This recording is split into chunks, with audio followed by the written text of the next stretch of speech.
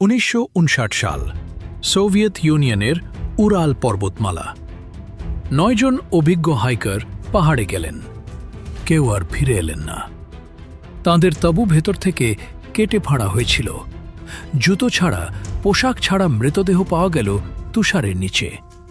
কারো হাড় ভাঙা, কারো চোখ উধাও, কারো জিভ নেই। আর সোভিয়েত তদন্তকারীরা মাত্র একটি বাক্যে ফাইল ক্লোজ করলেন: এক অজানা, অপ্রতিরোধ্য শক্তির কারণে মৃত্যু। এটাই ডিয়াটলভ পাস ইনসিডেন্ট, 20 শতকের সবচেয়ে রহস্যময় মৃত্যুর ঘটনা। আপনাদের স্বাগত জানাচ্ছি আননোন মিস্টের নতুন একটি এপিসোডে। আজ আমরা উরাল পর্বতমালার বরফের নিচে চাপা পড়ে থাকা ইতিহাসের সেই হিমশীতল রহস্যের পাতা উল্টাব। আজ আমরা জানব ডিয়াটলভ পাস ইনসিডেন্টের অজানা আদ্যোপান্ত।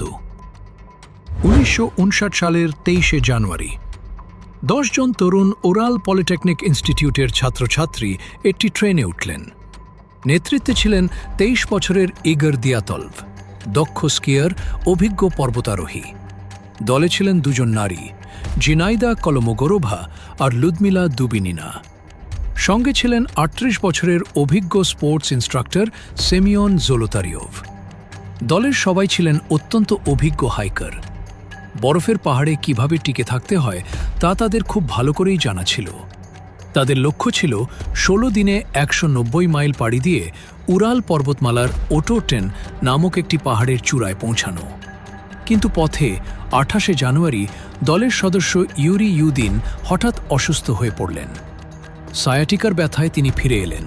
এই ফেরাটাই তার জীবন বাঁচিয়ে দিয়েছিল। বাকি 9 জন এগিয়ে চললেন। তারা পাহাড়ি এলাকার একেবারে গহীন অংশে প্রবেশ করেন।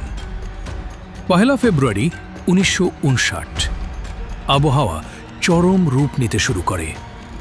ভয়ঙ্কর তুষার ঝড় বা ব্লিজার্ডের কারণে তারা পথ হারিয়ে ফেলেন। আবহাওয়া খারাপ হতে থাকায় ইগর ডায়াতলভ সিদ্ধান্ত নেন পাহাড়ের এই ঢালেই তারা রাতটা কাটাবেন এবং তাঁবু খাটাবেন। অথচ অভিজ্ঞ হাইকার হিসেবে তাদের জানা ছিল একটু নিচে জঙ্গলের দিকে গেলে তারা বাতাস থেকে রক্ষা পেতেন।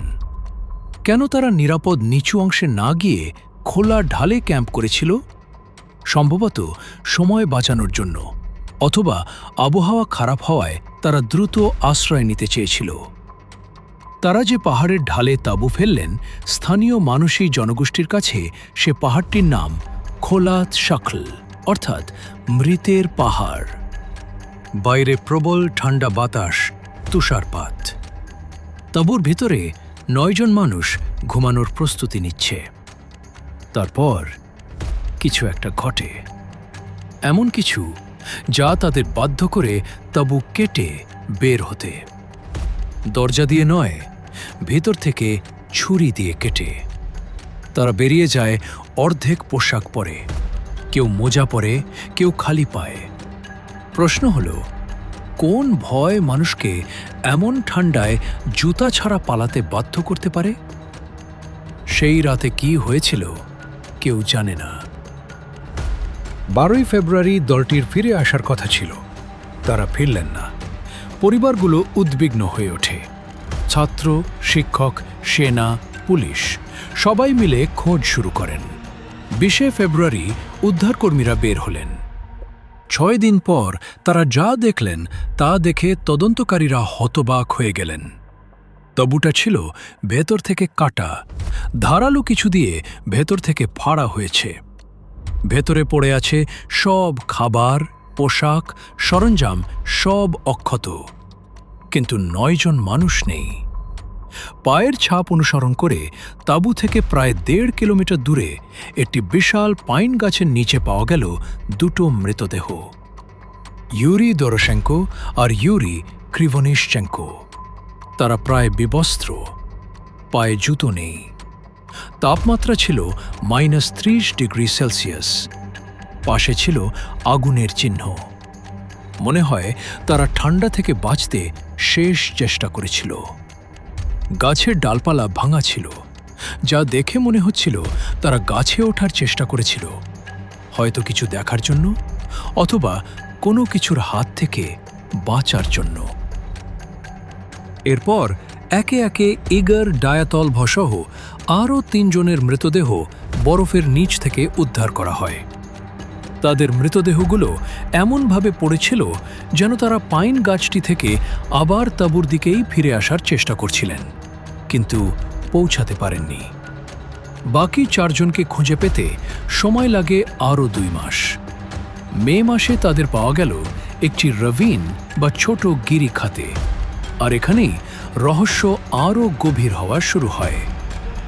প্রথম 5 জন মূলত হাইপোথার্মিয়া বা অতিরিক্ত ঠান্ডায় মারা গেলেও শেষের 4 জনের মৃত্যুর কারণ ছিল অত্যন্ত অস্বাভাবিক। নিকোলাই থিবো ব্রিনিওলের খুলি ভেঙে গিয়েছিল যেন কোনো বিশাল চাপে। সবচেয়ে ভয়ঙ্কর ব্যাপারটি ছিল লুদমিলা দুবিনিনা নামের এক নারী সদস্যের সাথে। তার জিভ সম্পূর্ণ কাটা ছিল, চোখ নেই। 2 জনের বুকের পাঁজরের হাড় এমনভাবে ভেঙে গিয়েছিল যা কেবল ভয়ঙ্কর গাড়ি দুর্ঘটনা বা প্রবল বেগে ধাক্কা লাগলেই সম্ভব। কিন্তু আশ্চর্যের বিষয় হল তাদের শরীরে বাইরের কোনো আঘাতের চিহ্ন বা ক্ষত ছিল না। এখানেই শেষ নয়, বিজ্ঞানীদের চমকে দিয়ে দেখা যায় কয়েকজন অভিযাত্রীর পোশাকে অস্বাভাবিক মাত্রায় রেডিও অ্যাক্টিভিটি বা তেজস্ক্রিয়তা রয়েছে। কিন্তু উরাল পর্বতমালার ওই বরফ ঘেরা অঞ্চলে তেজস্ক্রিয়তা কোথা থেকে আসবে? দশকের পর দশক ধরে মানুষ এই প্রশ্নের উত্তর খুঁজেছেন। তত্ত্বের অভাব নেই। ইয়েতি বা অতিপ্রাকৃত শক্তি। অনেকে বিশ্বাস করেন স্থানীয় মানসি উপজাতির কোনো রহস্যময় সত্তা তাদের হত্যা করেছে, কিন্তু কোনো প্রমাণ নেই।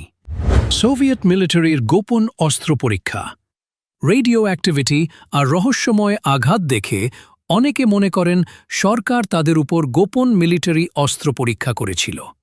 কিন্তু বিশেষজ্ঞরা বলেন রেডিও অ্যাক্টিভিটি আসলে ব্যাখ্যাযোগ্য। দলের 2 জন সদস্য 2 বছর আগের কিস্টিম পারমাণবিক বিপর্যয় এলাকায় থাকতেন। একজন সেখানে পরিষ্কার অভিযানেও ছিলেন। ইনফ্রাসাউন্ড বা ক্যাটাব্যাটিক বায়ু। কেউ কেউ বলেন পাহাড়ের বিশেষ বাতাস এমন তীব্র শব্দ তৈরি করতে পারে যা মানুষকে আতঙ্কিত করে তোলে, কিন্তু এটা প্রমাণ করা কঠিন। ইউএফও। তৎকালীন প্রত্যক্ষদর্শীরা দাবি করেছেন আকাশে আলোর গোলক দেখেছেন। সরকারি তদন্তকারী লেভ ইভানভ পরে স্বীকার করেছিলেন যে তাঁর দলও উড়ন্ত গোলক দেখেছিল এবং উপরমহলের নির্দেশে তিনি এই তথ্য চেপে গিয়েছিলেন। কিন্তু সবচেয়ে বৈজ্ঞানিক তত্ত্বটা এলো 2021 সালে। 2019 সালে রাশিয়া সরকার আবার তদন্ত খুলল। 2020 সালে তারা সিদ্ধান্তে এলেন একটি স্ল্যাব অ্যাভালাঞ্চ ছিল সম্ভাব্য কারণ। তারপর 2021 সালে সুইজারল্যান্ডের ইটিএইচ জুরিক বিশ্ববিদ্যালয়ের অধ্যাপক আলেকজান্ডার পুজরিন আর ইপিএফএল-এর ইয়োহান গোম একটি যুগান্তকারী গবেষণাপত্র প্রকাশ করলেন। তাঁদের তত্ত্ব, সেই রাতে দলটি তাঁবু খাটানোর সময় বরফ কেটে একটি সমতল জায়গা তৈরি করেছিলেন। এই কাটা বরফ উপরের স্তরের স্নোপ্যাককে দুর্বল করে দেয়। পরে বাতাসের কারণে উপরের দিকে জমা হওয়া ভারী বরফের চাই কয়েক ঘন্টা পর হঠাৎ করে হয়তো মধ্যরাতে হিমবাহের মতো ভেঙে তাঁবুর উপর আছড়ে পড়ল। এটাই ব্যাখ্যা করে কেন তারা ভেতর থেকে তাঁবু কেটে পালিয়েছিলেন, কারণ বরফের চাপে দরজা খোলা যাচ্ছিল না। কেন জুতো বা পোশাক ছাড়া দৌড়েছিলেন, কারণ -30 ডিগ্রিতে প্রতি সেকেন্ড মূল্যবান ছিল। কেন মৃতদেহ নানা জায়গায় ছড়িয়েছিল, কেউ আগুন জ্বালাতে গেছেন, কেউ তাঁবুতে ফিরতে চেয়েছেন, কেউ আশ্রয় খুঁজেছেন। এবং 2022 সালে তারা সরাসরি ভিডিও প্রমাণ নিয়ে এলেন 3টি অভিযানে দিয়াতলভ পাসে স্ল্যাব অ্যাভালাঞ্চ ঘটতে দেখা গেছে। তবুও প্রশ্ন থেকে যায়, লুদমিলার হারানো জীব কিভাবে ব্যাখ্যা করবেন? বিশেষজ্ঞরা বলেন মাসের পর মাস তুষারের নিচে থাকলে শেয়াল বা বন্য পশুরা নরম টিস্যু প্রথমে খেয়ে ফেলে। বিজ্ঞান হয়তো ইনফ্রাসাউন্ড বা তুষারপাতের লজিক দিয়ে ঘটনাটিকে ব্যাখ্যা করার চেষ্টা করে, কিন্তু 1959 সালের 2 ফেব্রুয়ারির সেই কালরাতে খোলাত সিয়াখলের ওই তাঁবুতে আসলেই কি ঘটেছিল তা সম্পূর্ণ সত্য, হয়তো ওই 9 জনের সাথেই বরফের নিচে চিরতরে চাপা পড়ে গেছে। এটি কি শুধুই কোনো প্রাকৃতিক বিপর্যয়, নাকি সোভিয়েত সরকারের কোনো গোপন পরীক্ষা? কমেন্ট করে জানান আপনাদের মতামত। ভিডিওটি ভালো লাগলে লাইক দিন এবং শেয়ার করুন। আর এমন সব ঐতিহাসিক এবং অমীমাংসিত রহস্যের গভীরে প্রবেশ করতে সাবস্ক্রাইব করে আননোন মিস্টের সাথেই থাকুন।